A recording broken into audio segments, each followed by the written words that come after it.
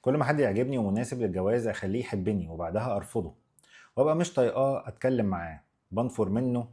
انا مؤذيه. مبدئيا هو مش عيل صغير علشان يحبك غصب عنه، فهو حبك باختياره وكل واحد مسؤول عن اختياراته. في نفس الوقت طول ما مفيش جواز فانت من حقك ان انت العلاقه تنتهي، لان ده حقك. والفكره مش في هنا، لان هو في الاخر هيتعب شويه كون ان العلاقه انتهت بشكل غير منطقي بالنسبه له، بس هيعرف يتعلم من العلاقة وهيتجاوز العلاقة دي ويكمل حياته ويشوف شخص مناسب ليه ويقدر ان هو يتعلم من العلاقة دي.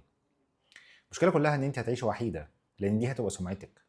ويوم ما هتكوني محتاجة علاقة حقيقية واستقرار وعشان تقدري ان انت تكملي حياتك مشبعة نفسيا في علاقة صحية، مش هتلاقي.